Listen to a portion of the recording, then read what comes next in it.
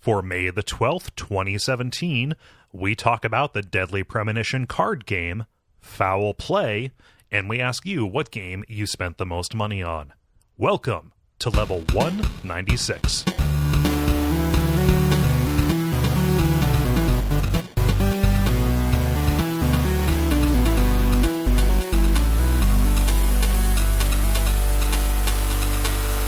My name is Kole Ross. My name is David Maysmith. I'm Jala Prendes. I'm Ben Merkel. And you're listening to The Level. It's a podcast for people who love video games. Let me see here. Banter.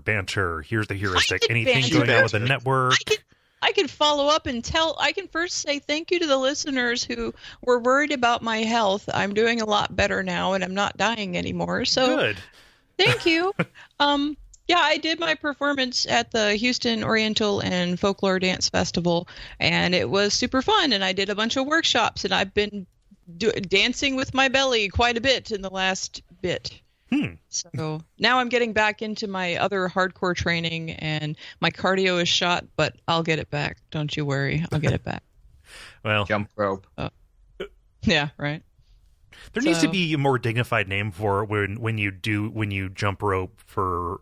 I must say jump rope for heart, which was a different thing. Oh no! I don't know. Maybe this might be sexist of me. But probably it doesn't sound right to say, "Hey, Rocky is jumping rope," and "Hey, those school children are jumping rope." They feel like two different things. I don't know. Mm-hmm. Yeah. No, I can see what you're saying. Am I off base? It's just the intensity. Yes, I suppose. Huh. Well, that's that. Children run, adults run. Yeah. It's the same thing. So yeah. It's Okay. just the intensity. Is that specific cadence on intensity a reference to something? No, maybe. Yeah. I don't know. It could be. Like, I just forgot what I was referencing. It's just a thing that I've been doing for so long that I don't know anymore. Yeah, it might be one of those situations. Just part of the air at this point, yeah. Well, congratulations on bouncing back like that. Congratulations on not dying. Yeah, well, it's like, getting sick as an adult is no small thing, Kidding, especially when, like, you have all these plans and you're doing a bunch of shit and you got, like public stuff coming up and whatever. Yeah, that's a getting sick. Kind of like hangovers, increases in time the older you get. Like it starts to be 2 days in a row. That's not good. Yeah, no. And the problem is, when I was little, I used to get sick a lot more than I do now. But then again, I have like an exceptionally healthy lifestyle by comparison to right. So whatever. I thought you were going to start that statement with, when I was little, I used to get hangovers for X number. Like, I'm thinking of it, like, aside from my stomach ailments, which are related to different things, like, I only get, like, hey, this is a fever, and you're going to be, you're going to have, like, a head cold or a chest cold or an ear infection, like, once a year, and then it's just, like out of there. But every year, it takes longer and longer to get over. Sure. Is the thing. Oh, and that fever that I got last year was actually really sucky. Yeah, it does. My just thing is, I have a very strong or very narrow margin to which, like, if I get pretty much any fever, like above, say, like 101 or something, I start, like, talking to walls and stuff. Oh, God. Yeah, I remember that. I was, like, over that temperature when I was feverish and stuff, and I was still working and, like, going on about my day. Ugh, and then you're like, hallucinations. And I'm like, what? What are you talking about, dude? Like, I'm sick, but... I think the take-home message is that I'm only, like, a couple of degrees separated from, like... from just going completely off my rocker. and that's been the case for a long time, hasn't it? Like, I remember you getting, like, loopy fevers back in, like, high school and stuff. Huh. I don't know. Yeah, it sucks. That's weird. I have never been sick to the point that I have hallucinations or any of that stuff. So I've only had it once when I had pneumonia, but I don't know that. I don't think I've ever had pneumonia. Oh. It sucks. I wouldn't recommend it. Yeah, like, basically the main thing that I've ever gotten is, like, when I was little, I would have like allergy related ear infections and things, and like cold and stuff like that.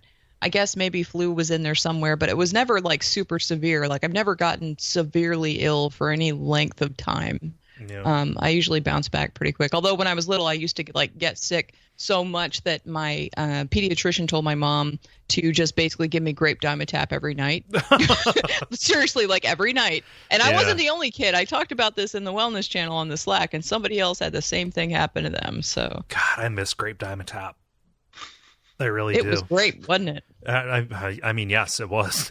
Okay, I know what you're doing there, but yes, to both senses of the pun you were making. Yeah. To be fair, I don't think there's anything that says you can't take it now when you get sick. I've never looked for it. I just always assumed that it was discontinued once I stopped having to take it regularly. There you go. Yeah.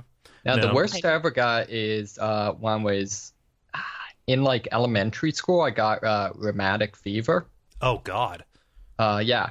So basically, all of my joints just like hurt all the time because your immune system just said, "All right, attack self now." Yeah. Jeez. So and then it's one of those things where I got over it, but theoretically it could come back. Oh, is it like a shingles kind of thing where it's just waiting? Yeah. Oh yeah. God. Which, I mean, I think with this one, though, I think it's fairly unlikely that it will. I don't think it's like shingles where it's like, this is just going to randomly fuck with you, like, periodically.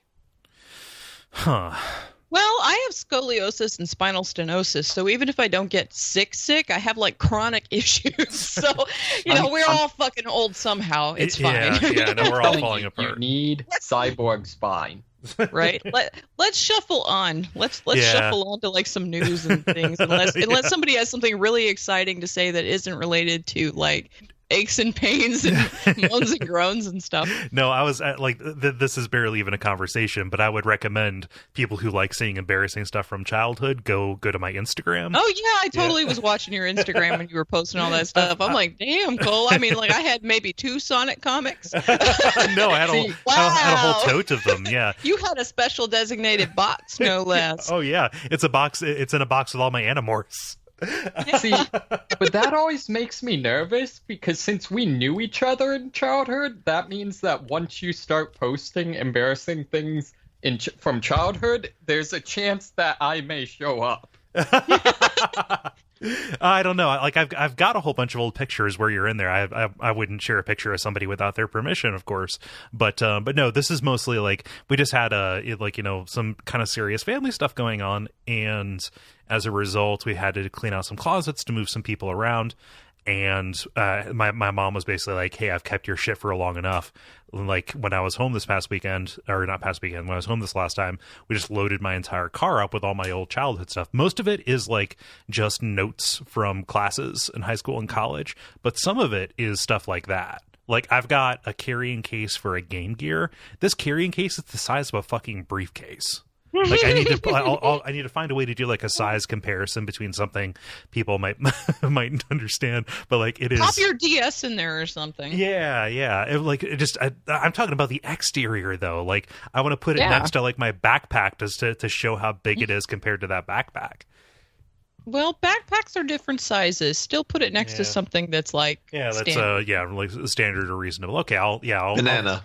Of course. Provide a banana. And then go play Dark Souls with it. Oh, yeah. The banana, that is. Oh, of course. Yes.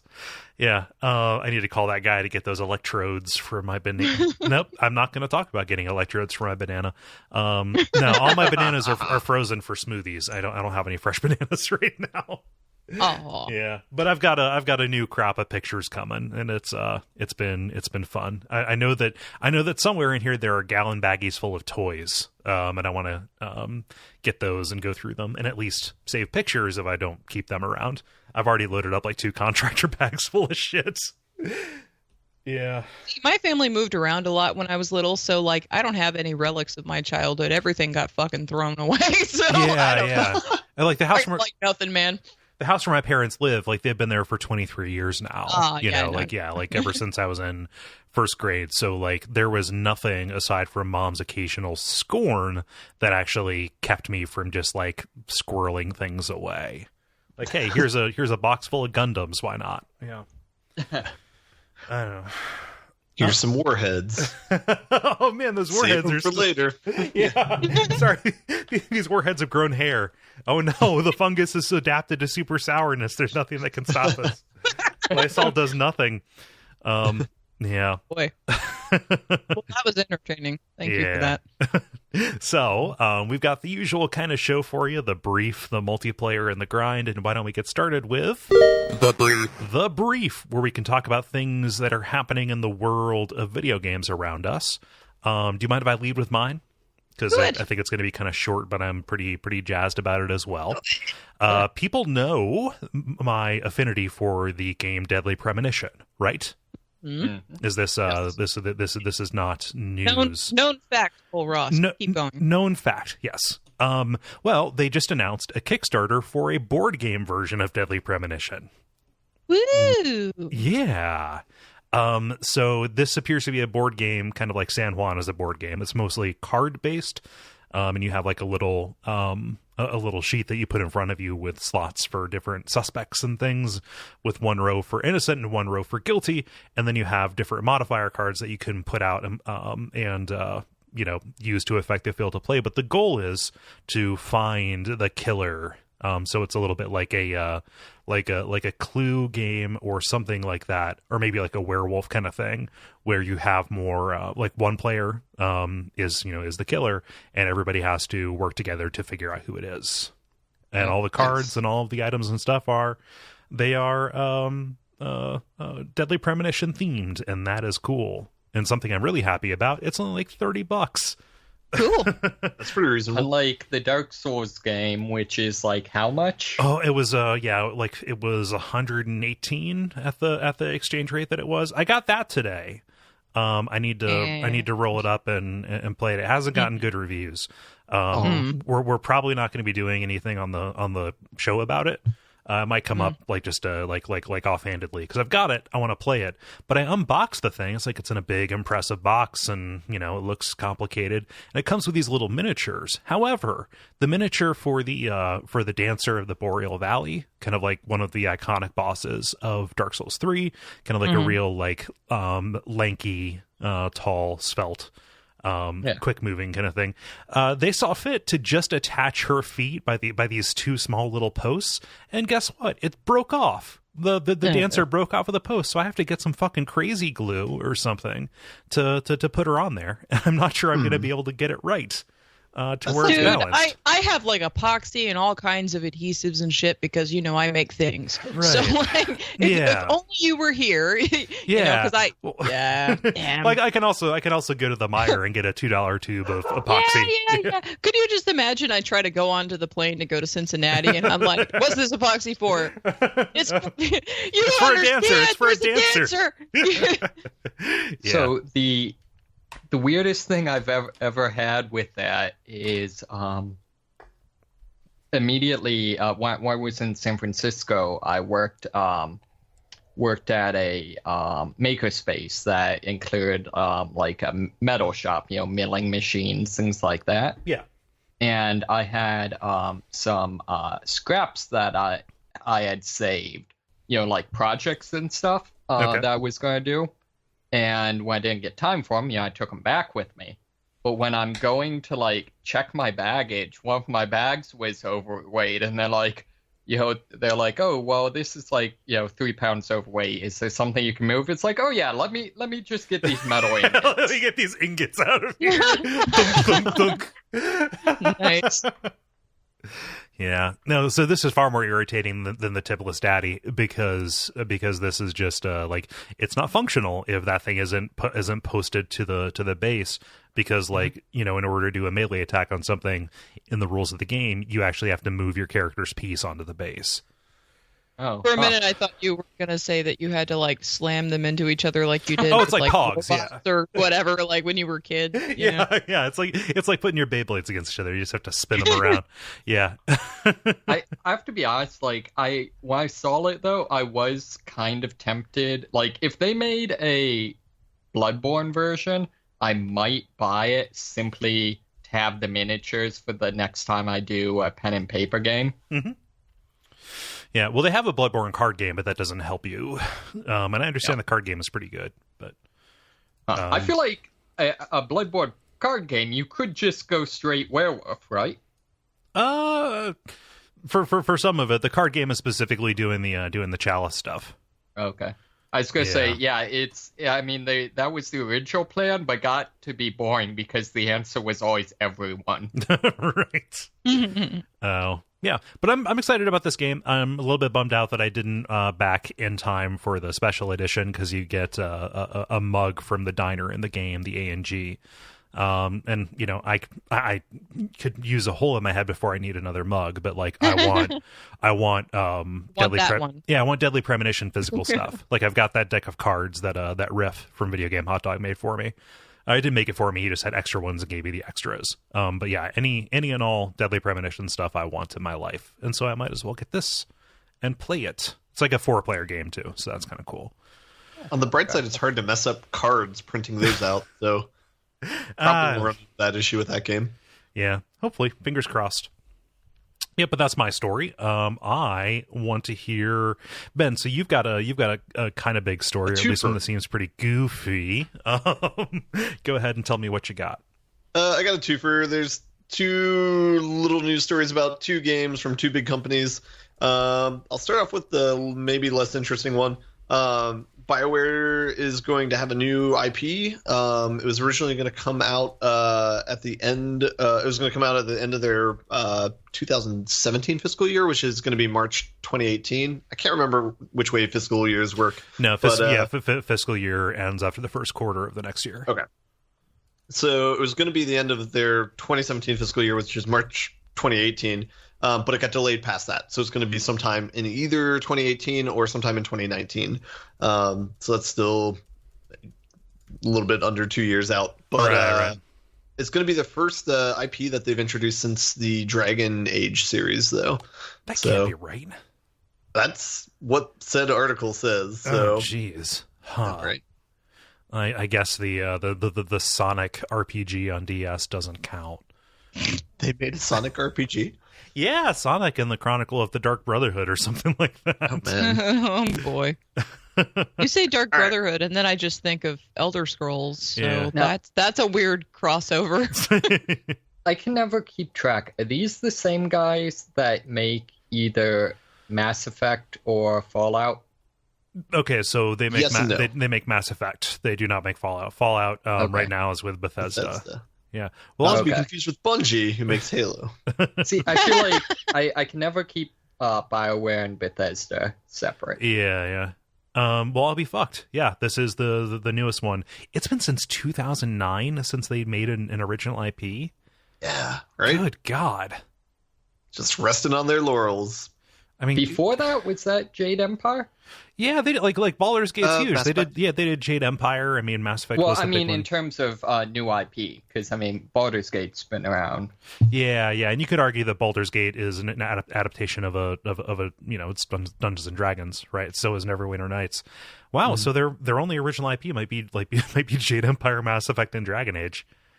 Yeah, So all right, the other news is Ubisoft, somebody possibly at the company released a screenshot for their upcoming game.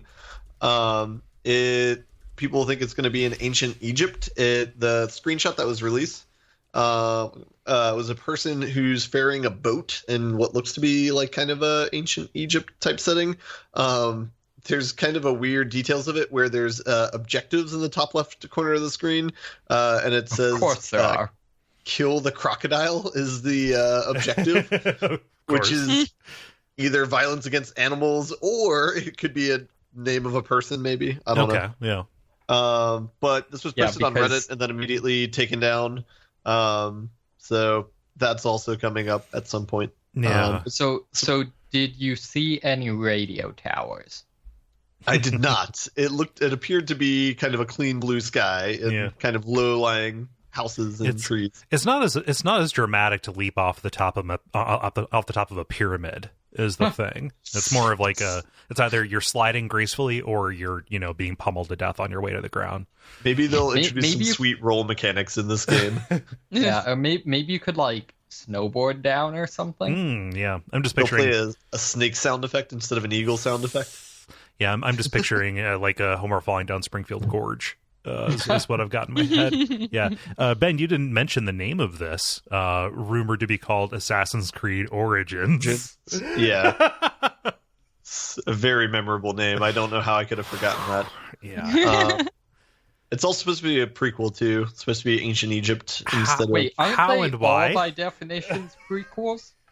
I don't know, man. Like I checked out at 3. Yeah, only the like the framing story would have to be a prequel, right? Like everything else, it doesn't matter where you go to. Yeah. See, I'm really disappointed that I don't know. I've been rather disappointed recently with like their selection of locales. Yeah. I'm disappointed that they like didn't go full on like main entry with India. Yeah, India would be pretty good. Mm-hmm. Yeah, and I still think World War One could be good. Yeah, well, I've wanted like a St. Petersburg or Moscow for a while. Yeah, actually. I could see that. Yeah. Huh. Well, that'll probably be coming out this year. Like this is just the first of a bunch of probably not the first, but this is a notable one of a bunch of like pre-E3 leaks that we're gonna get. Yeah. Yeah. So it just says kind of a similar vein. Did anyone catch the demo GIF or whatever of Risk of Rain 2? No. Apparently it's like super early stage to the point where like it sounded like they were basically saying like this is just us playing around. It might be nothing like this at all. But the big thing is it's like semi, like 3D-ish animated, and it's a third-person shooter now. So, yeah. Yeah, that'd be really different. Yeah. Yeah. Jala, I want to hear your story about the Boston Celtics. Yeah, so continuing my trend of puzzling over the moves going on in eSports, the Boston Celtics are going to have a team in the NBA's first professional gaming league. They're going to be playing NBA 2K against lineups operated by other NBA teams. 17 of the NBA's 30 teams will be competing in the first season, including the Celtics, Cavaliers, and Warriors. The Celtics president, Rich Gotham, says, you see media consumption patterns changing with consumers. People, particularly young consumers, are spending less time consuming traditional TV and more time with a gaming console in front of them, and we want to make sure we're reaching that audience. Now, the reason why is because the expected revenue for esports this year is totaling... right now, estimates say about $700 million, up from $493 million last year. Cut me off a piece of that money pie. Yeah. And one of the Celtics forwards bought an esports team, and the Italian football team AS Roma also recently launched a team. So the NBA and Take-Two League, gaming league, will be... starting in early 2018, the gamers on each team will actually be controlling customized characters within the game, and there's no info yet on who will be in the lineup or how the E-team will be branded. But yeah, so that's a thing. Like, because like last week we were talking about it, the esports being included in the Asian Games, and now we've got the NBA deciding they're going to make their, players into gamers now. Yeah. Well, I mean, so, wait a minute. So the actual Celtics players will be. I think so. That's how it read to me in the article. I mean, you can take a look, but I feel like the problem that's with how it that read to me. Is my understanding is generally speaking the teams on these games aren't balanced. Well, they wouldn't Yeah, be because they're not balanced in real life. Right. Yeah. Well, and there's an article like way back when when LeBron and several other really good at football or basket whatever sport I assume they're guys, okay at football too. Yeah, they're probably They're much athletics. better Like than they, me at yeah, both. I mean, yeah, it's great grading on a curve. They're very athletic, very athletic Right. players.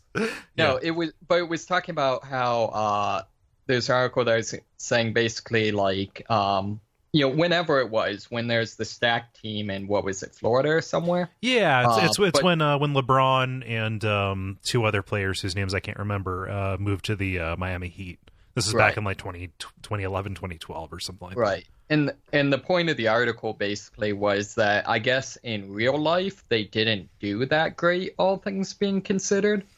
Or at least like they didn't just win everything. Mm-hmm. But was saying like the problem was in the game, since as the article described, like you can't quantify how team cohesion or how bad a team wants it or how hard they worked in the off season. Right. The end result was that just like that team just steamrolled everyone else. Like did much better than the Heat actually did. Yeah. Right, exactly. Yeah. So I'll be interested to see like if that happens with this or I don't know. Well, they also said that they were going to be making customized characters for all of the people playing. Yeah. So they're not going to be playing the default characters that everybody else is playing with in the regular game. See, So- I think they should do it like the like Ben was talking about last week, Magic the Gathering, like draft rules, I think they should go Magic the Johnson draft rules. So I sort of feel like this is going in the wrong direction, though. Like, I feel like the advantage of esports is like I don't want to see like basketball.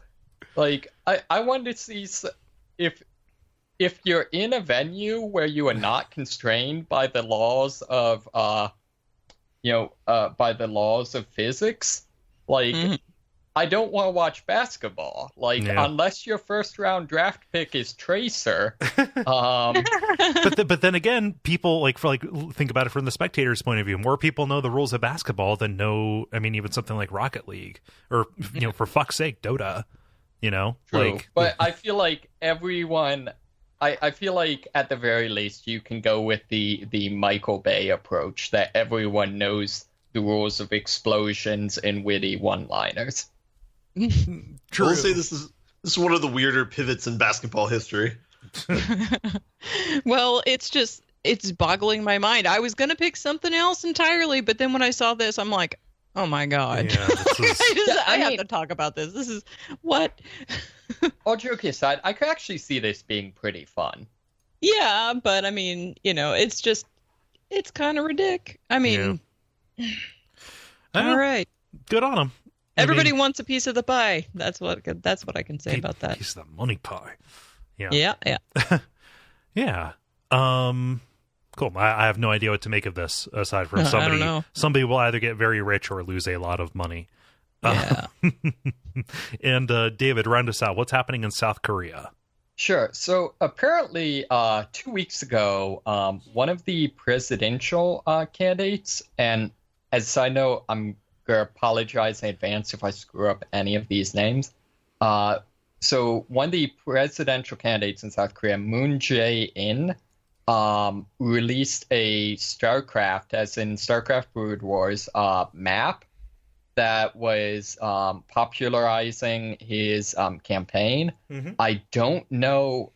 I had the original video that like all the articles cite has been taken off of YouTube. I can't find it, so I don't know what it actually was. But something with that happened, and now apparently it sounds like kind of his main opponent, who is Sim San Jung, created a ad that is modeled after and Overwatch's play of the game, which is kind of at the end of every match, the algorithm picks like what was the most pivotal like couple of seconds of play from one of the characters. Yeah, it's usually Bastion. I'm Yes. sorry, I just said that. I said that joke phonetically. I'm sorry if it's not if it's not still true. Continue. No, I completely support that. Bastion is still, anyways. So basically the ad like is mostly her like debate. Starts with the whole like, announcer announcing play of the game and like her kind of photoshopped into the South Korea setting because one of the game's characters is South Korean, so kind of from her background slash. Mm-hmm. And then most of it is basically her in a debate, and then as she's like making points and like doing it's all in Korean, so what I can only assume are sick burns. Like the little like kill point counts are coming up, and like her ultimate gauge is charging. And so it's really, really well done. Like it looked, very, well put together. The only thing that really disappoints me is by the end, her ultimate gauge completely charges, but they never do anything with it. There's, she never like, I don't know. I was expecting like hopping in a giant rabbit robot and blowing people up or something. Yeah. That's what the actual election itself is going to be all about. Fair enough. I can see this. Yeah. They do a very good job of picking reaction shots from her opponents to make them look really dumbfounded. Yeah. Yeah.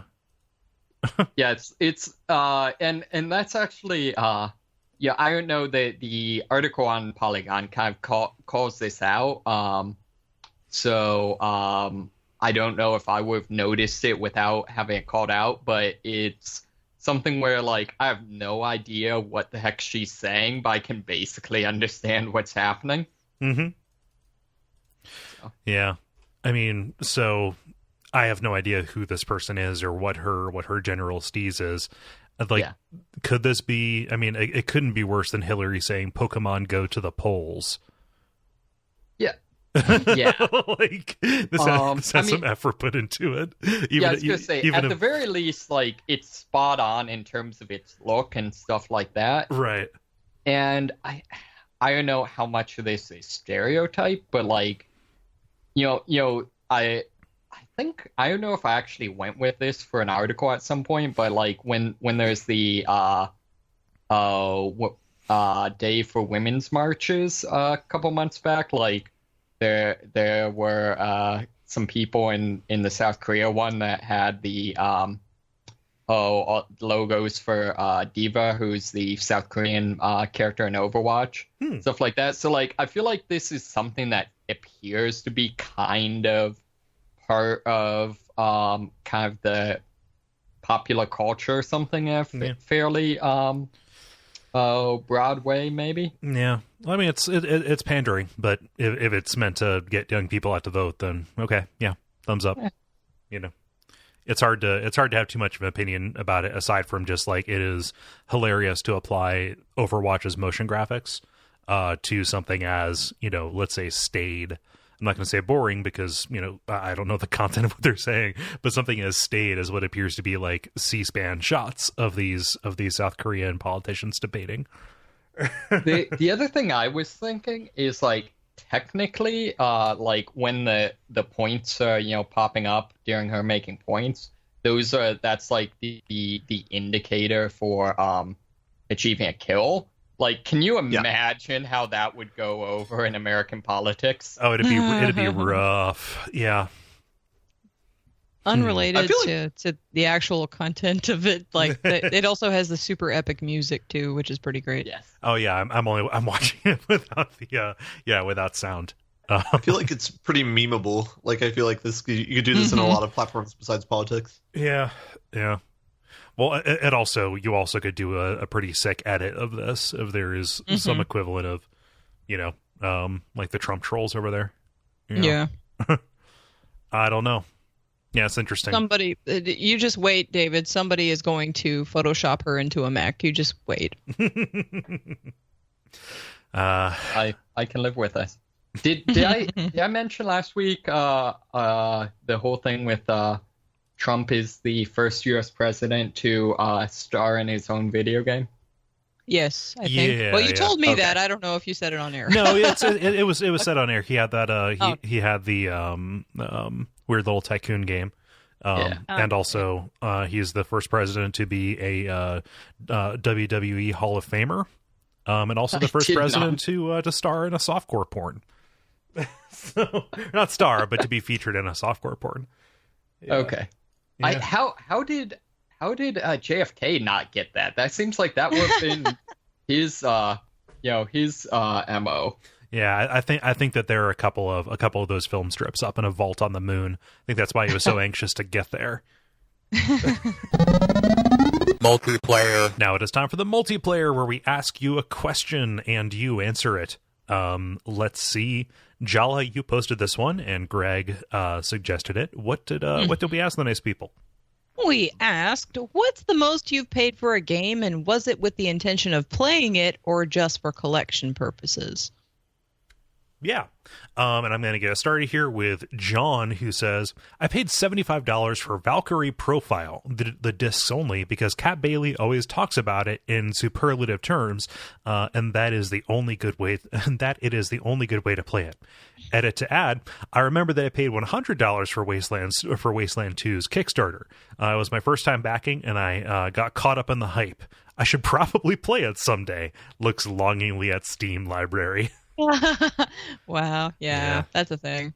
Yeah. I will say, though, that if I back something on Kickstarter, I actually do end up playing it, even if it's just for like a short time. I'll fiddle around with it and then, move on. Which is weird. Like, you would think if I'm buying stuff on Steam, yeah, I definitely play whatever I play on Steam. No, it's like the Kickstarter stuff that makes me wait that, Oh, yeah, yeah. I don't know.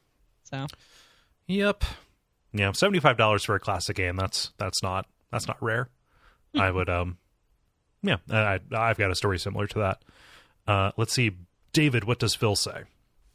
Phil says, I don't know if it was the most, but I did pay like $90 for Dead Rising 2's Collector's Edition. To be fair, it came with some cool stuff, and entered you into a drawing to win a giant zombie statue. Unfortunately, I didn't win that. Meanwhile, like Resident Evil 7, to buy it with all the DLC and shit is like $90 on Steam. Fuck you, Resident Evil 7. That's why I'm not playing you. It's what, anyway. It's what Capcom do. It's what Capcom do. I know, that makes me so mad.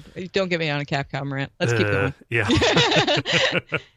And yeah, for a chance to win, huh?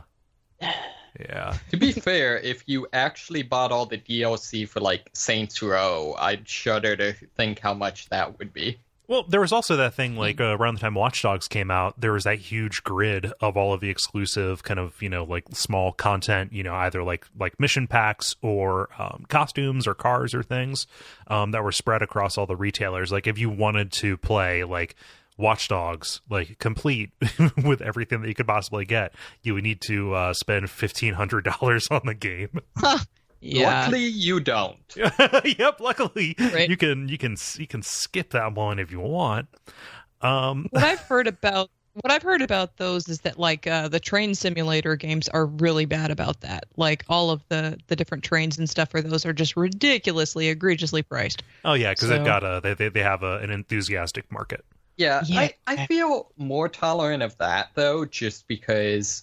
I mean, I don't know how expensive they are. Maybe that's a problem. But with the, like, just churning out DLC, that sort of seems like the point in, like, a simulator game like that. It doesn't seem too different than, like, real model trains. Yeah. But, yeah, I don't know. Not my rodeo. Yeah. Ben, what does Greg say?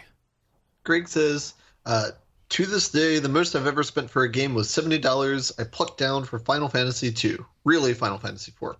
Along with the $180 for my SNES in Christmas of 1991 when I was 15. First major purchase done with my own money.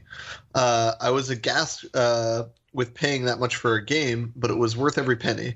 Made a profit on it also when I sold it during grad school circa 2000.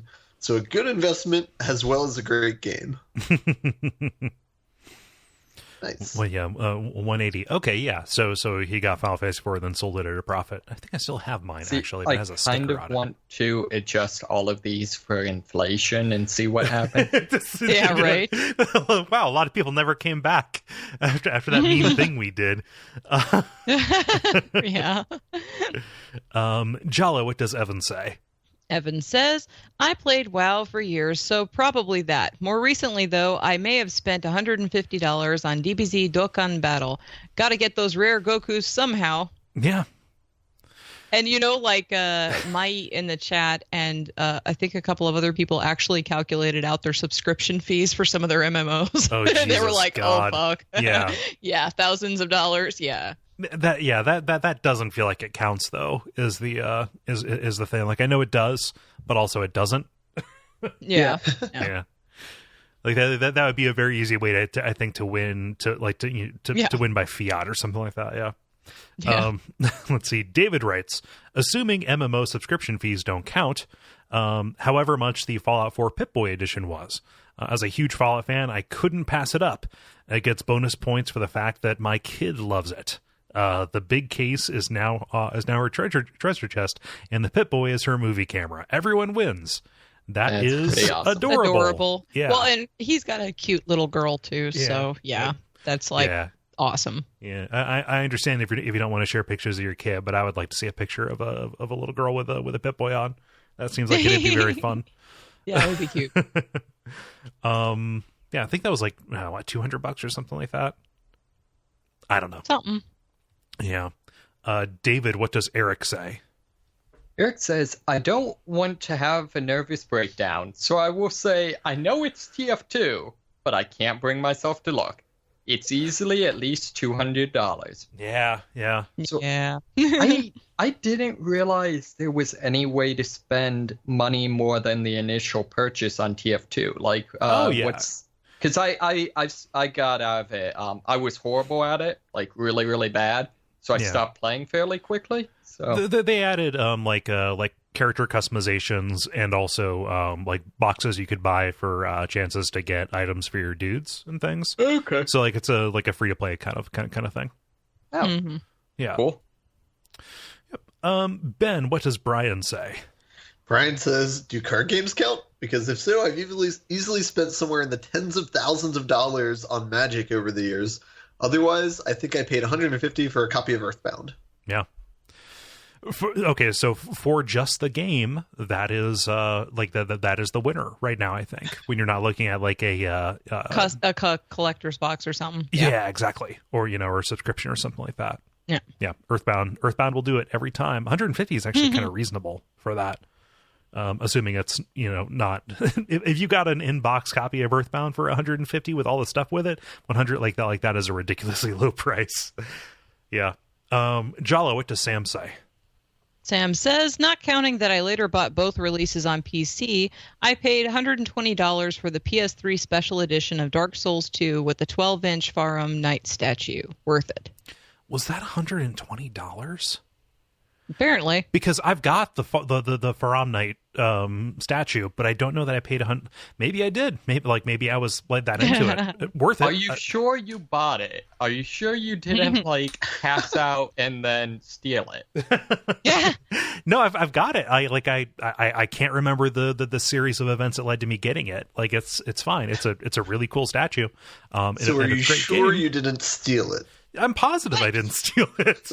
All right. But the thing is I seem to recall a conversation on this podcast where you were like, and then I have these damn figures from these special editions that just sit there and collect dust on my damn shelf. And I was bitching about because I've got the what do you call it? The dragon, Alduin the World Eater from Skyrim. Yeah, I was given that. I didn't buy the collector's edition of that. But anyway, I was given that, and that's sitting on the shelf, and it's a very large figure because it's got like the rocks and stuff. It's really cool looking, but yeah. I would like to say I learned my lesson and I stopped buying special edition stuff after that. But I bought the special edition of Dark Souls 3, and I'm actually playing with the Artorias sword right now. That is my current non-noise making fidget thing, and has been for years. But like I want to get that Estus flask as well, and it's kind of a shitty thing, but it looks okay from a distance. But yeah, I'm done with statues. See, the one piece of game swag that I'm probably gonna get someday is that badass poster someone made that was like the kind of vertical cross section of Dark Souls 1. Oh yeah, that is good. I've got that. Yeah. I think posters. I don't know. I make a distinction for like art that is based on a thing, because I've got a couple of Dark Souls things hung up on my wall. I guess I'm a hypocrite. I don't know. Well, I'm a hypocrite because I was bitching about Alduin the World Eater, but then I've got like Final Fantasy X. I think I have almost all the figures. I think I'm only missing Yuna. So wait, weren't you like just the complaining about artifacts figures. I was complaining about Alduin the World Eater. I mean, he's not like a character that I know and love. He's I thought a fucking dragon from Skyrim. The singing and the craziness. That's Final Fantasy X too. Yeah. Okay. Yeah. Justin writes, I bought a GameCube in 2005 solely to play The Wind Waker. I'd already beaten it on a friend's machine, and they only played my copy for a few hours. Yeah. Yeah, I bought my Sega Saturn because that's what Lunar's remakes were coming out on in Japan, and then that's what Working Designs was originally going to release it on, and then they didn't, and then because the Saturn was tanking in the US, so they brought it out on the PlayStation. So yeah, I did buy a PlayStation. So technically I bought a Saturn and a PlayStation before I got for the that game. One game. Yeah. Yeah. Let's see. David, what does Jaden say? Jaden says $150 for the Skyrim Collector's Edition is the most I've paid for a game itself. Counting content in game, however, I'm ashamed to say I've spent roughly $600 on Team Fortress 2 cosmetics and weapons, back when it was my go-to multiplayer shooter. Yeah. That's a thing that happens, dude. I mean, that's how they get you. Look up at Eric's response. I mean, it makes total sense. Yeah. Ben, what does Andrew say? Andrew says, since I don't have any recent gen systems, I've been saved from the current high prices. I only buy games now during Steam sales. As a kid, I remember saving up for Phantasy Star 3 for the Genesis. It wasn't as famously expensive as 4, but still in the $60 to $70 range in 1991. That's around $110 today. A lot of people were buying stuff in 1991, by the way. The game pales next to others in the series, but I enjoy it, and I got my money's worth. Yeah. You know, like, that's why I never played Phantasy Star when I was little, is because it was, like, always fucking expensive, and I was just like, damn it, I can buy this game, or I can buy, like, 2 other games, you know? I think even when I got my copy, I got my copy of Super Mario RPG super late. Like it must have been sometime in like 98 or 99 or something like that. Like I got it from a Play It Again Games, and it was still like $70 or something like that. Like it only got like slightly cheaper before it got super rare and then bounced up higher as a result. Yeah. That was you, Ben, right? Doing Andrews? Okay. Jala, what does Roop say? Roop says, kids, don't get into board games. Most I've paid is €110, which is 120 US, for Mansions of Madness 2nd Edition, just the base game. But I also have Elder Sign, €60, plus 5 expansions, €23 per piece, and more coming. I've at least heard good things about Elder Sign. See, the thing is, like, you only feel bad looking at that number and looking at it in hindsight. But like, if it has made you happy, I don't know. Yeah. Well, what price happiness? I feel like with board games, you at least get hipster cred for having them, right? Yeah, and you also have the cool thing on your shelf. Like it is not just a box that has a small slip of epilepsy warnings and then a disc, and then like a figure. Right. And then a figure of a dragon. Wait, weren't you just saying you were really upset about that? Jairus or Jairus, sorry if I'm mispronouncing your name, says, "Oh man, definitely the BioShock 2 Collector's Edition. The worst part of it is that I never even ended up playing the game or using any of the stuff inside, which was admittedly pretty cool. I keep it around as a reminder not to buy into hype before games come out." But like, BioShock 2 is okay. I think you might be pleasantly surprised. I don't know what came with the collector's edition. I don't know if it was a new daddy or not. David, what does Russell say? Russell says, "I memorized my dad's credit card number and bought Super Puzzle Fighter 2 Turbo on eBay for $20, but it cost my immortal soul." Yeah, I had a little back and forth with him. I was like, that's a fucking awesome game. By the way, I still play that game. It's a good game. Yeah. And he's like, I regret nothing. And I asked if his dad noticed, and he said that his dad never mentioned it, but he never did anything like that again. So Yeah. And I was like, okay, good on you, on both of you for like, but hey, your respective responses. You don't know you have a limit until you test it, right? So you did, at the very least, you the cost of you figuring out, hey, stealing doesn't feel good, was $20. Yeah. So, yeah. Ben, what does Dan say?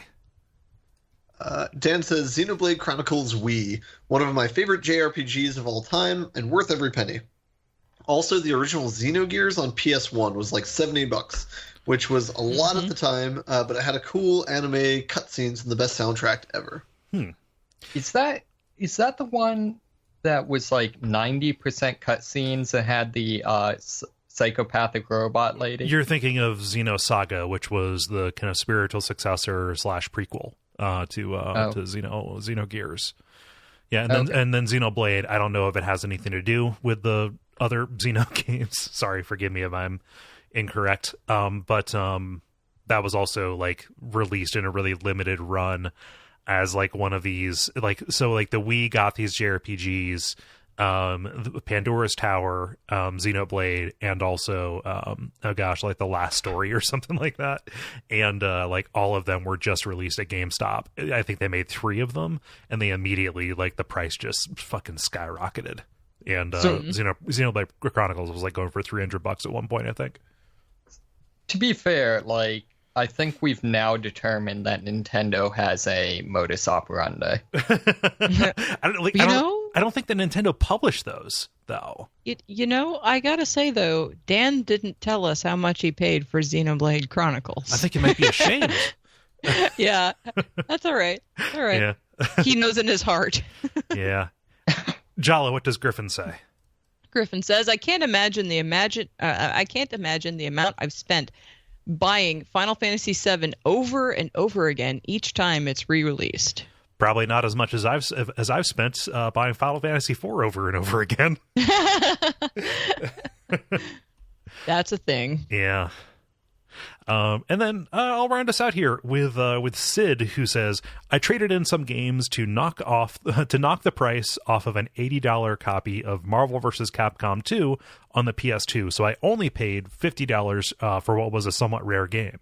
Then the PS3 and Xbox 360 ports got announced, and I didn't even like the game much, so I traded it in for $12. Sounds like To be fair, like, that's only $38 net. Sure, yeah. Loss, yeah. Yeah, at a loss, sure. But also you would have to factor in the value of those other games that you traded in as well. And then also anything you might have traded in to get those. I did that same thing with Shining Force Neo or some shit like that. I think it was Shining Force Neo. That was shit. And I traded in some other crap and to knock the price down a little bit on that game, and then I bought that game, and then I was very disappointed by it. And then I sold that back, and I don't remember how much I got for it. Probably like 2 cents. Yeah, but it's fine. I understand that it can make a big difference for a lot of people. I don't trade things in specifically because of these kinds of regrets. I can't remember if I traded in for Borderlands 2, or I think I traded Borderlands 2 in. But that's fine. I don't know. I did not like that game. Yeah. For me, and that's everybody who got in by the time we recorded. For me, it would have to be Rock Band 3, I think. Or so, like, if you look at like Rock Band in general across all of it, paying $200 for the full set when Rock Band 1 came out, and then so I bought another copy of Rock Band 1 because the disc broke. In the way that Xbox 360 games sometimes did, where there was a crack that worked out from the center hole. So add another 60 onto that.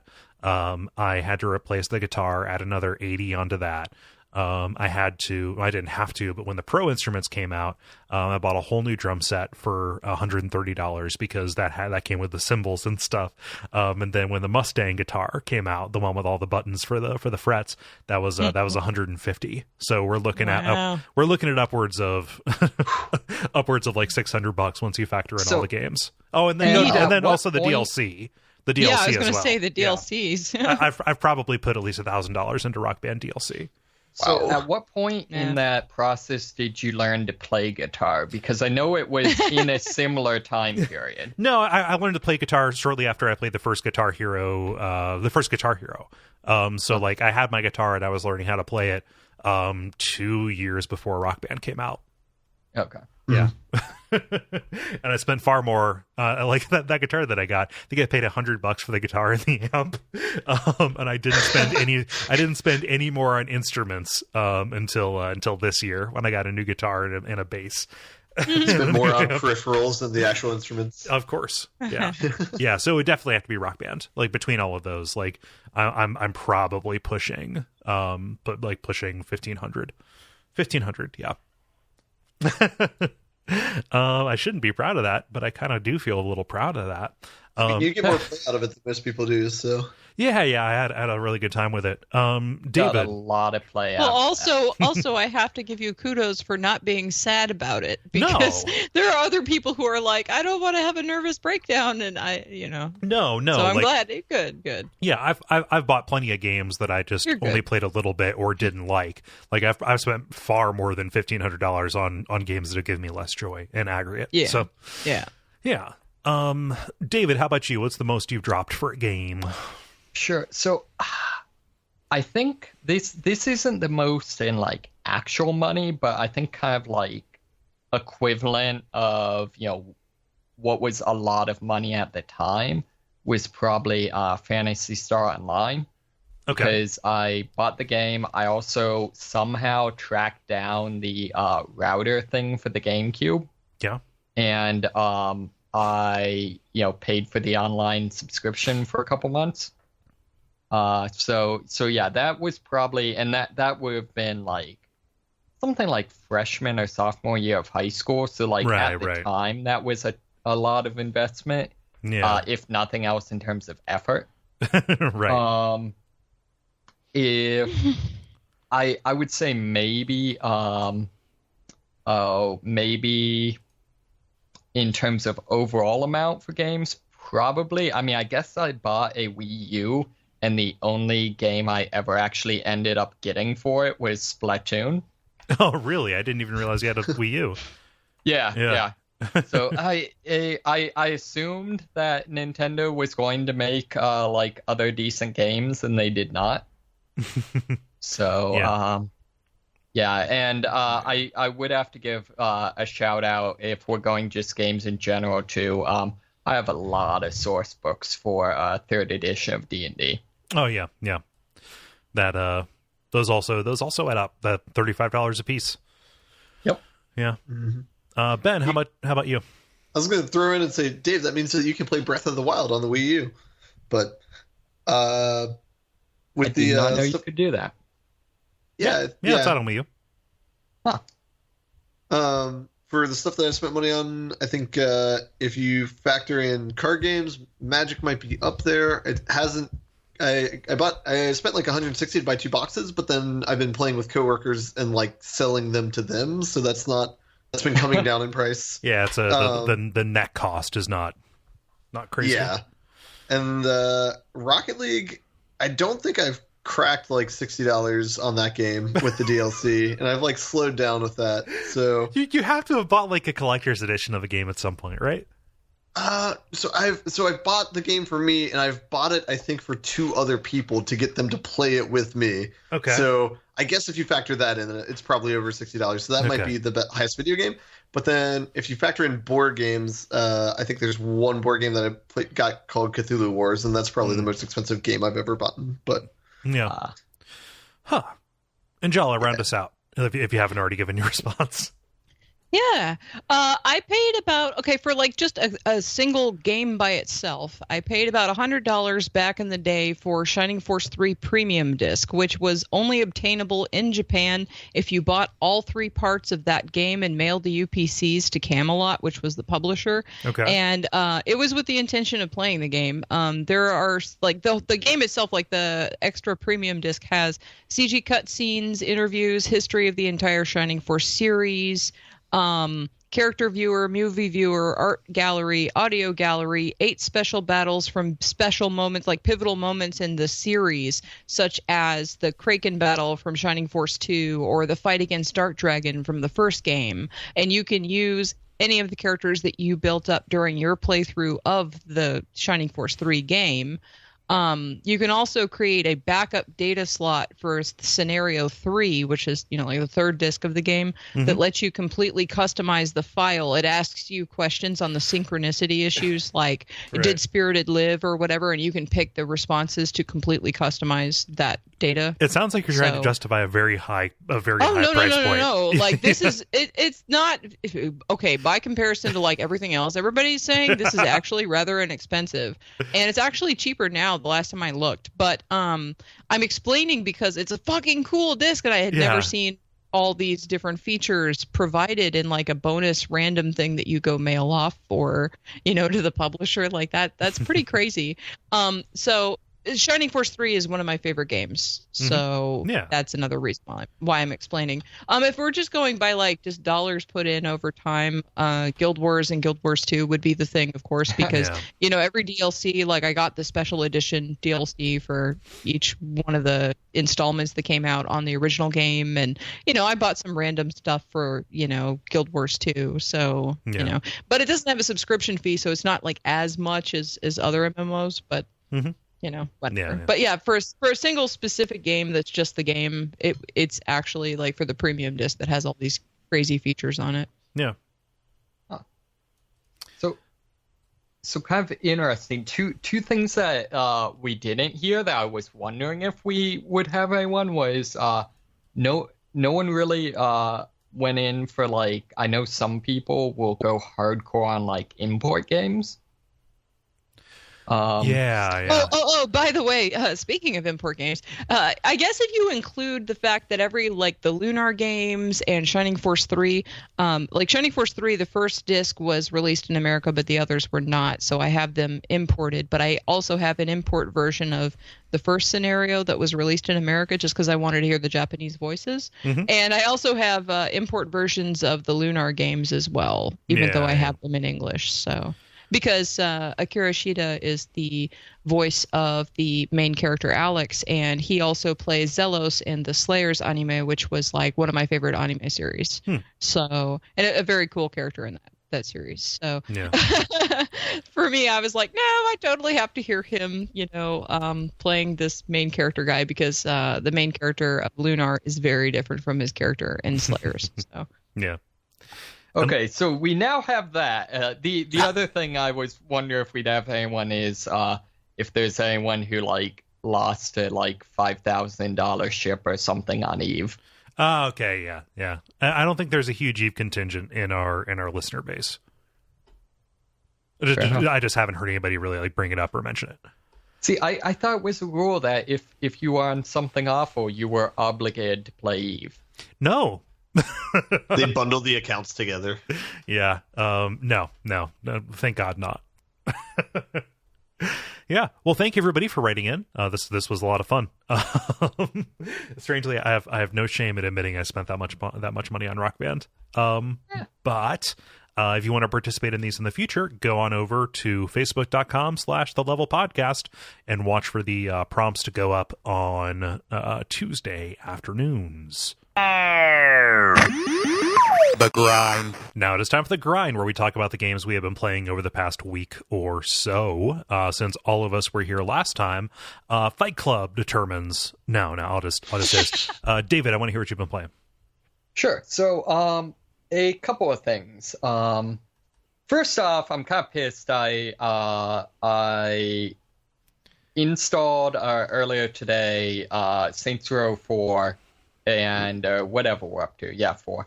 And unfortunately, Steam decided not to do cloud save, so I didn't actually get to play it. But that will be coming attractions. But Jala and I actually started playing Foul Play, which is a co-op. It's a co-op beat 'em up. Very, very similar in terms of its gameplay to like Castle Crashers, if you've played that. Yeah. But kind of its big conceit is that it's the sort of frame story or whatever is that it's a play, hence the name Foul Play. And like, what is it? Paper Mario sort of does this, but this kind of takes it a step further in that the combo meter is all about how much the spectators like your performance, and like fans will like randomly crawl up on stage and start like cheering for you or yelling at the bad guys and things like that. Sounds like a similar conceit to what you would see in Paper Mario 1000-Year Door. Yeah, exactly. And so it's that makes it a lot more fun, a lot more notable. It also, your characters are very, very British. I was going to say, you better talk about Baron Dashforth and Scampwick. Yes. Scampwick. Dashforth has a monocle and a top hat. And a mustache. And a mustache. And Scampwick, Mr. Scampwick, has a broom, and he's kind of like in like what kind of a hat is he wearing? Like a flat cap type thing, is it? Yeah, like a paperboy hat or something. But anyway, and then he's got like the scarf on, so he's kind of like a broom ninja. I don't know. He is basically like a chimney sweeper. If a chimney sweeper Cockney, from Mary Poppins.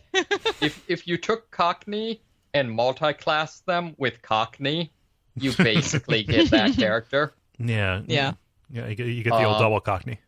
Yeah.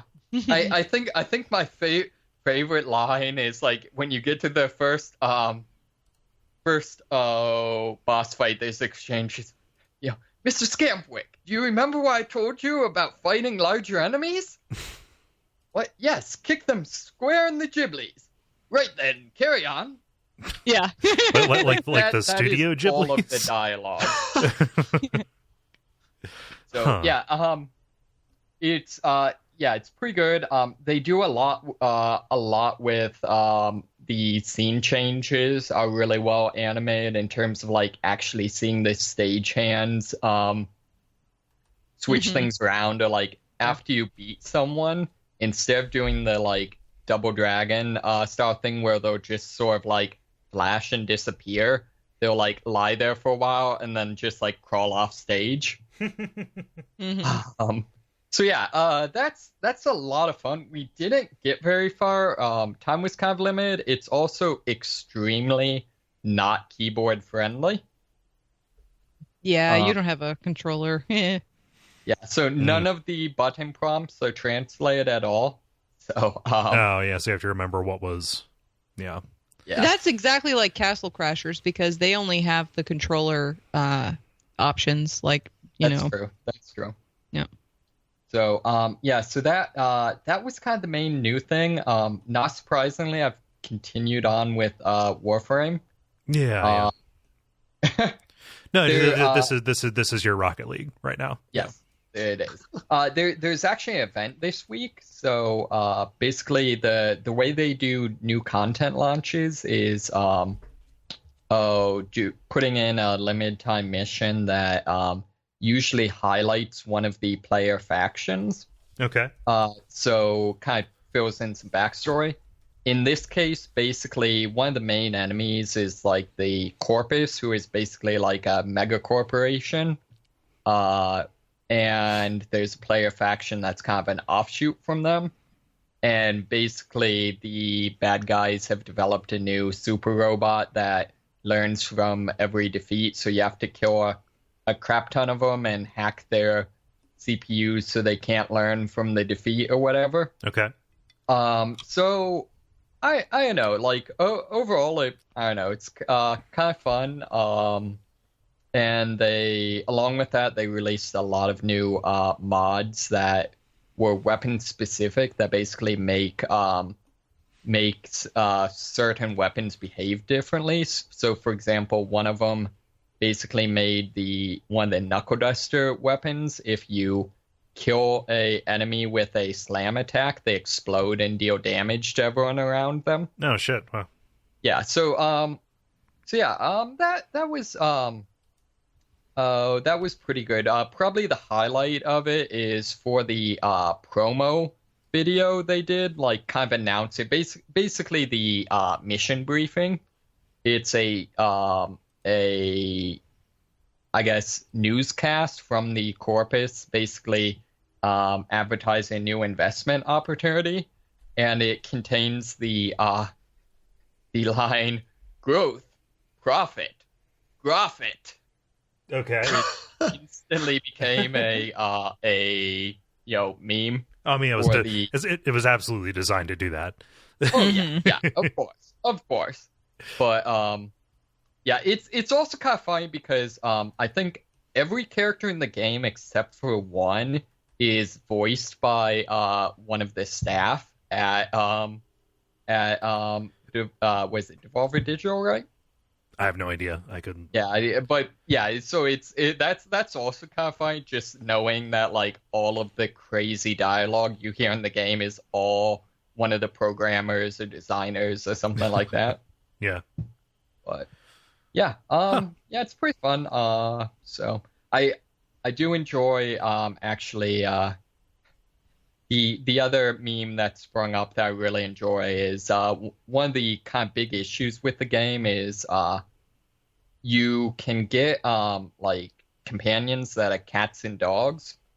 Okay. But the other option is basically a hovering robot companion, which is a lot less boring and not really that useful in a fight, but it has the ability to an ability called vacuum that basically will collect all of the item drops within a like 30-meter radius. Okay. And so you don't have to just run around and scoop it up. Right. And so that's so useful that pretty much no one uses anything else. Okay. So pretty much like every third day on the like Reddit or whatever, there'll be, someone will post a suggestion, that they just add the vacuum ability to all, the actual pets. Inevitably someone will come back and troll them with, how the heck does a, dog or a cat have a vacuum? And inevitably the response is the video of the cat riding the Roomba. Okay. So yeah. Huh. Yeah, I don't know. I really enjoy it. I really enjoy there's a lot of people that ship the various Warframes, which is hilarious because they're Yeah. abstract characters. Right. They're robots that are tumors on the inside. Right, exactly. But it's hilarious seeing like the community has kind of developed to the point where certain personalities have come to be dang it. You know what I mean. To the various Warframes, despite the fact that there's no like actual basis for any of it in the game. Right. Huh. Cool. Is that all you've been playing? Yeah, that's all I've been playing. So next week, exploits in Saints Row, but yeah, as of right now. Yeah. Yep. Cool. Jala, I want to hear about you. Sure. Well, David already mentioned Foul Play. That was my only co-op game. Well, I was doing lots of belly dancing, but I did get a couple of games in. I played a little bit more of Road Not Taken. I muddled around in Year 6 some more, and there was just so much shit on the screen and in the way and docking my energy that I saved a couple of the kids out of 6 were total that I was supposed to try to save. Yeah. And then I went back to the mayor who blocks the entrance back to the town, and I said I was done just to see what would happen. And it turns out you can just be like, nope, I'm done, and then just like deuce out and leave all the kids to die in the forest. So, yeah, the penalty is that all the other kids died. So when I shared some coins with the chick I'm macking on in town, the message said that the two of us shared the money with the mothers of the dead children. I was like, okay. Truly, nothing is more romantic. Right. I have a feeling that part of the point of the game is for you to not be able to save all of them at some juncture or another. Maybe not where I got curious and decided to see if the mayor would let me leave. I thought I was going to be able to like come back and then like, maybe try again after, regenerating a little bit of my energy or something. But no, when you leave, you move on to Year 7. You don't get any time to, any second chance to go back. Wait, so basically you search for these kids for a grand total of 1 day out of the year. Yeah, exactly. And most of the reviews I've seen peg this as a game that's about grieving and loss and stuff. So I'm pretty sure it's going to get more depressing from here, kind of like Shelter. Because when I played that and like slowly but surely all of your youngins, you're like a badger or whatever the fuck it is. Yeah. And then like all of your youngins get stolen and eventually all of them die. It kind of feels like it's probably going to take that road. So anyway, I haven't Tokyo Jungle. Yeah. So anyway, I don't know. I will keep playing it, but now that I know that I can pass through without finishing all, like getting all the kids, I don't know how that's going to impact how I play. We'll see. Yeah. But anyway, so the last thing I played through a little game called Framed. It's a simple iOS puzzle game that's won a bunch of awards. This is a good game. In fact, it was Hideo Kojima's Game of the Year for 2014. I didn't realize it was that fucking old, but like when I'm looking around in the App Store, I'm just kind of like browsing around. I'm like, hey, that looks interesting. So yeah. I didn't know how old it was. Anyway, he said, high sense of gameplay, graphic, and sound. My best game in this year without any doubt. Yeah, so it's really good. Yeah, so basically it's a noir espionage story where your objective is to keep the spy alive and dodge cops and rival spies and whatever. There is a change of characters at a couple of points, and it doesn't end the way that I was expecting it to end. Anyway, so the design is simple, clean cut. It looks like a comic. With all the figures in black silhouette with white accent details such as like a flower on the female character's hat, and one of the two main male characters has a mustache, that kind of thing. But it has super smooth animation. It has lazy, jazzy kind of music that fits the theme and the game elements and stuff. But the mechanics, though, are really, really basic. You rearrange panels of a motion comic to alter the outcome. It starts off and you see what happens, and then you have to swap panels around to, allow the character to make progress through the page and flip to the next one. Yeah. So the panels might be like, somebody rounds a corner, somebody fires a gun, somebody opens a door, and like in one of those configurations, it ends with your character dying, and the other one, it ends in like a near miss that gets you through. So you have to like make sure That's really cool. You have to make sure that like the gun fires after the character rounds a corner. Yeah, that kind of thing. And you can basically keep going back, and you can sit on the same page and like try every combination humanly possible. it is fine. Like you don't have like a penalty for dying. You just have to watch the scene and swap everything around again. What's the most number of panes that they show on a single screen? I don't have a count on that. No, you're usually dealing with like 4 or 6 of them. Okay. Yeah, something like that. There are sometimes more than that, but usually not. It's not that cluttered. But okay, basically it's just swapping around for the first 2/3 of the game, and then in the very last third chunk of the game, you can suddenly reuse panels, and in fact have to reuse them in order to clear portions of the story. Like the character will go past from one panel to the next, and then you have to really quick move one of the panels over, so that way the character progresses into that same panel again, and continues the pathway to the ending of that page. And then in pretty short order after they introduced this, which I thought was really cool, and I'm like, why didn't they bring that in sooner? Because 2/3 of the game passed before you gave me a new verb, know. Then right after that, like I want to say it's a couple of pages after that, suddenly you're allowed to turn panels to create new pathways, like turning a grate to a different portion of the screen, or changing the way the roads line up, so that way the character runs to a different through a different path and all of that. But these are so late into the game that the bulk of it is really, really like simple and kind of like it's all right. I mean, if they had introduced those other mechanics earlier and made it more complex faster than what they did, I would have been a little bit more happy with it. I mean, it's a short game, but it still felt like it was way too late to suddenly throw some new verbs in there and then throw them in like bam, bam. Like they got these really great ideas, but they didn't want to go back and retool the stuff they already did. Yeah. Is what it seems like to me.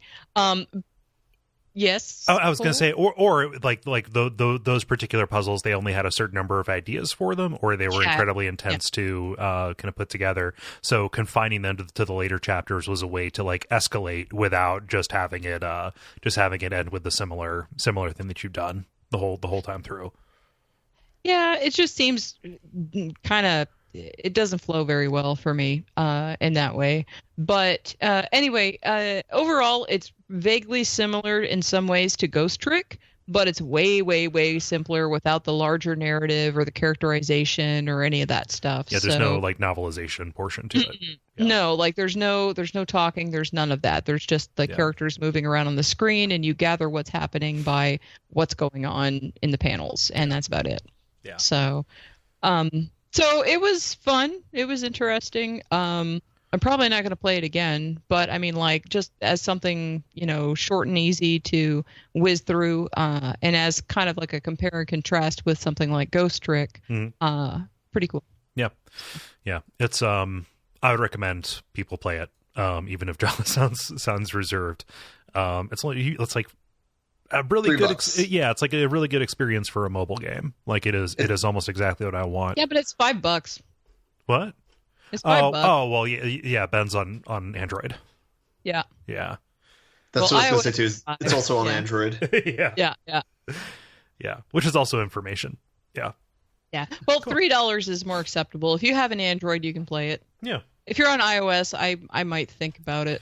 It also goes on sale very frequently. Like it's almost always in like the batch of like, oh, this amazing game just got a price drop. Keep an eye out. Well, watch for that. Yeah. I mean, it's not that it's bad, but it's just like it's real simple, and then suddenly it gets complex and adds the thing is that I like the complexity that gets thrown in when you have to reuse panels, and then when you have the ability to turn panels. And I was really waiting for the time when you could rotate panels and reuse panels at the same time. That would have been really badass. Yeah. But, like where they start layering on top of, like the stuff that they've already given you the basic verbs for, but they didn't ever do that. So that's where I'm like, I would have liked it better if like it had more time to like flesh itself out. Like if it was longer, then I wouldn't be so upset about the first part being basic, because I would have these new verbs for a longer portion of the game or something. But I can see that. Yeah. So, but anyway, it's a cool little thing. if it's on sale, totally buy it. If it's on Android, that's cool. I don't know if I'd pay $5 offhand for it, but it's cool. Cool. And is that all for you, Jala? That is all I played because I was busy dancing with my belly. Yeah. Ben, how about you? All right, I got a lot of old stuff and one new thing. Okay. So Rocket League, keep playing it, still good. I kept playing Character Unknown's Battlegrounds, so I played that a few more times. Only have like maybe 2 or 3 games under my belt in the past week though, so not too much. I started playing a game online called Magic Duels, which is like the basically like the Hearthstone version of Magic, where they have an online thing of it. It's free to play, but you can like grind out stuff to open up new cards and stuff. So it's similar to like Hearthstone. I was just curious to see what it was like. Kind of wanted to try and you can kind of play with different decks, and they kind of give you custom made decks, so you can kind of see different cards that you might not have gotten in the game proper. Right. So it was kind of interesting to play. I don't know if I'm going to play this sort of thing long term. It's made by a third party company, so it's like it's a pretty low quality sort of game, but it's free, so gross, and they're modeling the table in 3D. Yeah. No. It's pretty clunky. But I mean, but it's basically Magic's not designed to be a computer game, or like one of the issues with it is they have a thing where they'll have like a timer that you can start and stop if you want to either assess what's going on, or if you want to play like something in response to something that somebody else is doing. Okay. So it kind of shows like the limitations of like it's not like a translatable game, where I haven't played Hearthstone yet, but from what I've heard is like that game's designed around when it's not your turn, you don't have to do anything. You're you're just waiting for the other person to take their turn. And conversely, when it's your turn, you're basically choosing who to attack, but there's not like a back and forth or anything like that. Right. So right. There's no like flow chart for inter-round kind of moves that you have to make. Yeah, exactly. Magic's kind of complicated, where there's like a lot of different stages. There's like a stack queue of actions. So if you do something, it goes on the stack, and if somebody does something to counter that or whatever, that goes on top of that, and that gets resolved first. And it's weird. Doesn't really translate too great to a computer game, but it is a good way to see sorts of cards or sorts of decks that you wouldn't otherwise see, maybe. Mm-hmm. So there's a little bit of value in that, and since it's free, you don't have to pay anything. So that aspect of it is kind of cool. But whatever. I don't really want to talk about that a whole lot, so I'm going to skip to the next thing if that's cool. Yeah, that's fine. The last thing I have is I played the demo for Prey. Oh, dang, yeah. Oh. It's pretty good. The demo is pretty good. I definitely recommend trying it out. It feels similar to Bioshock, not Bioshock. It does feel a little bit similar to Bioshock, but it feels similar to Dishonored, and like kind of not the style of the art, but kind of like the engine feels like a similar engine. I don't know if it's the exact same engine or not. Makes sense. It's the same team. Exactly. Yeah. So it feels like it's built on the same sort of platform, but it's now like a sci-fi skin, like a future sci-fi skin instead of like a whale punk sci-fi skin. So for some reason, I thought it was a good game. The gameplay kind of feels similar to Bioshock, I guess, in how there's like monsters that you're fighting, kind of like the monsters kind of feel like Dead Space, where they are very surprising and a little bit scary, but not too scary. Right. But the upgrade system's kind of similar to Bioshock, where you have a lot of different trees that you can kind of pursue, but you kind of pick whichever type of perk you want to go down, I guess. So you can kind of focus on hacking and do something like that route. So I guess maybe that I'm talking it out. Maybe it's more in the vein of like Deus Ex or something like that. Yeah, I mean, like this is, Arcane is made up of people who did System Shock initially, System Shock and Thief. So like this is, and then I believe that there's some shared personnel between them and the initial Deus Ex. So like you're straight up just spotting like the pedigree of the team when you're saying this, and you are making me very excited to. I just installed it today. Okay, awesome. Yeah, it looks pretty cool. I won't say anything about what goes on in the demo because it's but Yeah. it's definitely well presented. So did they give you any kind of options for character customization, like in terms of like skills or different opportunities for taking on situations in the demo? Yeah, so I haven't actually even finished the demo because it's a pretty lengthy demo. But they give you the ability to make upgrade decisions in the demo. Character customization is very bare bones. You just choose male, female, and I think that's the only option you have in terms of character customization. Okay.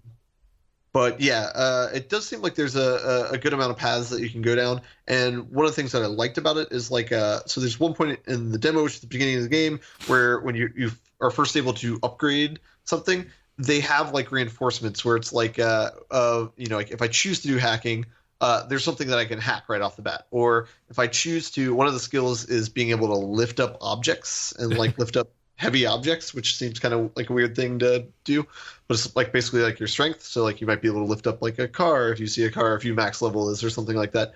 But there's like objects in the way where if you upgrade it, you can get them out of the way. But if not, then you're kind of stuck and you don't know what goes down that path. Right. So that aspect seems really cool. One kind of side note, which I thought about doing this for very brief, but I thought that was interesting, is people have already sped run this game. Yep, I don't know. sped ran. Yeah, they sped ran it. And one person in particular initially had a speed run of 40 minutes and then brought it down to, I think, 20 minutes, like 3 days after the release of the game, which seems crazy. But even since it's like a horror game, the part of the demo that took me like maybe 20 or 30 minutes to get through, it took him 2 minutes to get through. Which I guess it makes sense if you know exactly where you're going and you know exactly where the people are spawning and stuff like that and what you need to pay attention to. Yeah. You can get through things very quickly, I guess. How, in terms of the structure of the game, how does 20 minutes work? Because I feel like if I think of, for example, like Dead Space, like even if you deleted every enemy from the game, simply like running back and forth would take longer than 20 minutes. Yeah. Like what is, do you know anything about like what is the thing you're trying to accomplish or whatever? It's the level progression or progressing through the path feels similar to BioShock, where they'll show you a cool new area and you'll have like a specific objective, like I need to do this before I can go to the next room or the next area. And then you kind of have to search around to figure out how to do that. But then once you know how to do that, then you can go to the next area. So like that's kind of how this is judging it from a very, very small sample size of gameplay. But that's what it feels like so far. Yeah, I wouldn't be surprised if there was some kind of exploit they were doing as well. Yeah, sure. Yeah. But that's not a knock against it or anything. It's yeah. Nice. Yeah, I'm pretty excited about that game. Arcane has not done me wrong yet. Admittedly, they've only had 2 chances to do me wrong. And in the same universe as well. So. Right. Yeah. Yeah. Cool. Was that everything for you? That's all I got. Yeah. So most of my I am engaged with this gaming time has been going into things for Bonfireside Chat, because we are in this weird semi-overdrive kind of state for the Souls-likes that we're doing. So like Neo and Let It Die are giving me fits at the moment. I've kind of resigned myself, so we're neither of us are going to beat these games. But we're going to have people on to, who are enthusiastic, who we can talk with, who have beaten it, so we can offset that. People are going to yell at us either way. But I feel like Let It Die is like a pseudo MMO, right? That's like a free-to-play kind of thing. Like you are trying to climb to the top of a tower, and there are 40 floors on this tower. I'm hoping to get to like tower level 20 or something like that, so I can at least say hit the halfway point and fought like half the bosses and stuff, and I'll watch the others. But yeah, I'll talk at length about those later on. I know Dennis liked Let It Die, but he also didn't talk about it for very long, so I don't know if he played that and was crazy into it. The 2 things that I have been playing, since then that I can talk about that, they're not going to be on other shows, are things that it doesn't really make sense to talk about more than I've talked about them. So like Puyo Tetris, hell yeah, playing a couple of rounds of Tetris every day. There's nothing more to be said about Tetris. Like, and the only thing I can say about like the this version of the game is I kind of wish there was a way to get rid of the character shouts that happen when you make a move. So like when I slam a sick Tetris, when I drop 4 off of the floor, and my little anime character goes, yeah, like I kind of want to die a little bit. So as far as theming goes, it is I know Tetris, and you, sir, are no Tetris DS, but it's on my Switch and it looks amazing. So yeah. The other thing on my Switch that looks amazing is Mario Kart. But what more is there to say about Mario Kart? Just been playing that, like just running a couple of races and trying to do like the 3-star stuff on different tracks and cups and stuff. Yeah, so totally unrelated to that. Okay, all right. Absolutely unrelated to that. I just found out that Planescape Torment's re-release is on iOS. Oh yeah, shit, yeah. That's how I got it on iPad. Wow. Yeah. Okay. Yeah, That's new. This changes everything. It's on my digital mobile device. Yeah. Huh. Go for it. Yeah. It's really cool. You can do like really big zoom ins and stuff. Well, continue on about the Mario Karting. no, like so does anybody have any questions about Puyo Tetris or Mario Kart? Because they are both games that feel immensely satisfying to play. Like they've in both instances, teams have had times to really just optimize and polish the shit out of them.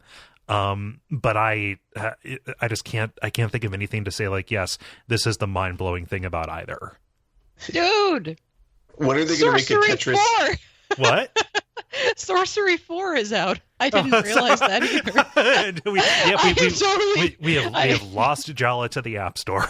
Yes, you have. What is there to say about Mario Kart? That's what I'm saying. I'm asking if there's nothing. Why are we talking with our voices so high? Yeah. I don't know. I'm excited, Bull. That's why. I'm yoinking that Sorcery 4. That'll be on the next time I'm on. Yeah. All right. I didn't know there was a 2 or 3. Oh, yeah. Yeah. Yeah. In fact, I didn't know that sorcery was countable. It's an adaptation of a specific game book done in the Inkle engine. Ben, it sounded like you were going to say something about either Tetris or Mario Kart.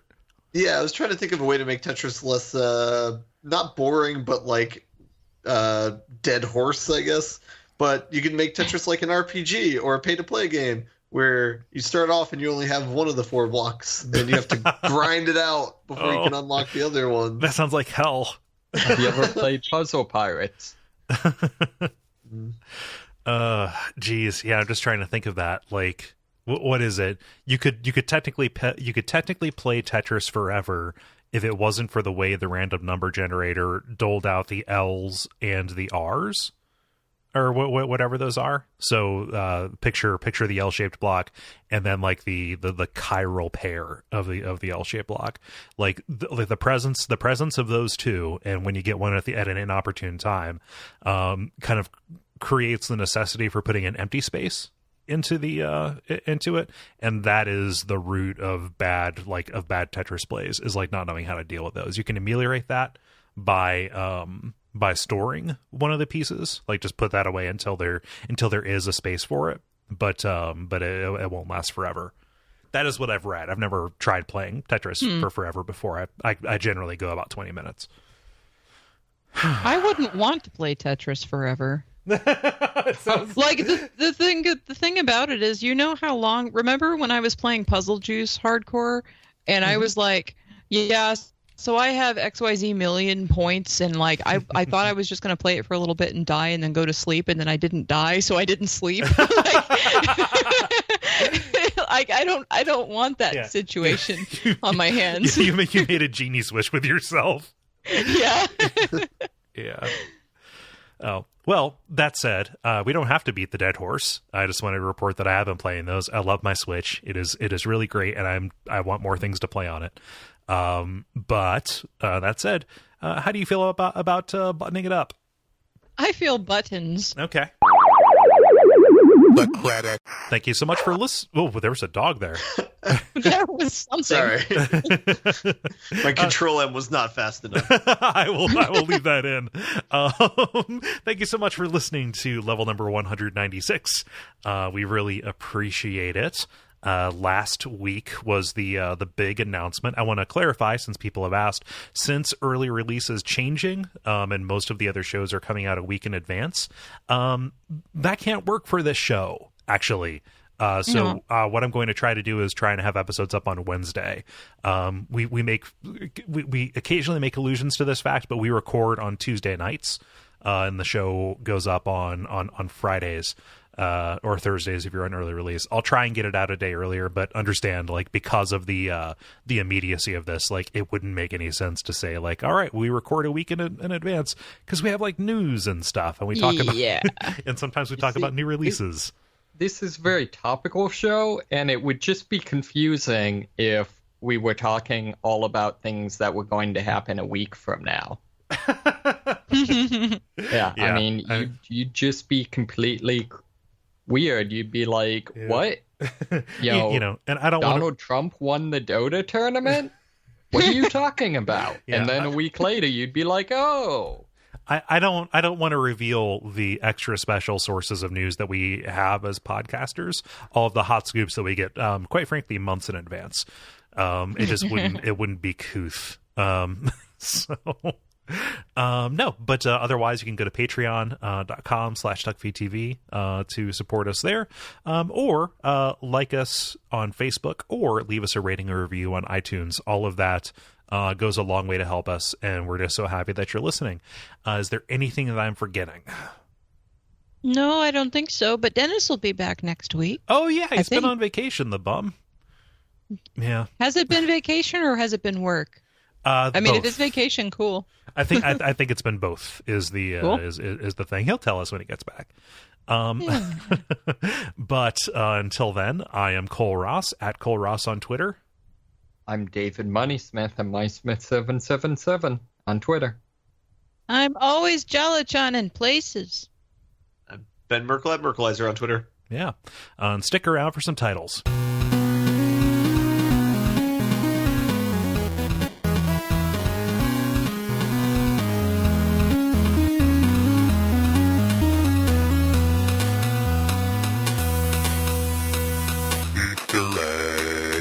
Not gonna lie, halfway through that, I forgot how many sevens I was at. Just 7 repeating. Yes, of course. Who has titles? I only have a few. Okay. Electrodes for my banana, which I rather enjoy. That makes me happy because we don't need to know about. The context. Without Apple the context, might filter that title out, but the context is pretty awesome. So, like the fact that, anyway. Well, I know this is not going to be a title, but I liked it, so I'm going to say it. Well, I'll be fucked. That was you, Kole, via the Bioware story. Okay. Magic the Johnson draft rules. I just have Magic the Johnson. Oh, okay. Yeah. And then the old double cockney.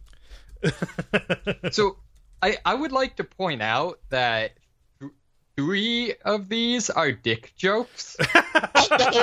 Magic the Johnson is not a dick joke. It could be. And Electrodes for a Banana, not a dick joke. It could be. I will. They you with both your are facts. now. Oh man, I much better. I have Magic the Johnson Gathering, which also sounds bad. Okay. I have Studio Ghibli's, which go either direction. And I have Dancing with Your Belly. Yeah, I said that multiple times. Okay. And David, what you got? I got nothing. Okay. I have Magic the Johnson, and I also have Sped Ran. How do you feel about just going with the votes? Magic the Johnson. Okay. Okay. Cool. Yeah. Well, I'm going to go to bed because I am very tired. You don't have to read books tonight. No, I don't. Thankfully, although I do have to do that reading tomorrow, so I'm not up to the up against the wall on deadlines anymore. Okay. All right. Take care, everybody. Thank you. Yeah, man. Night. Feel better. Yep. Bye.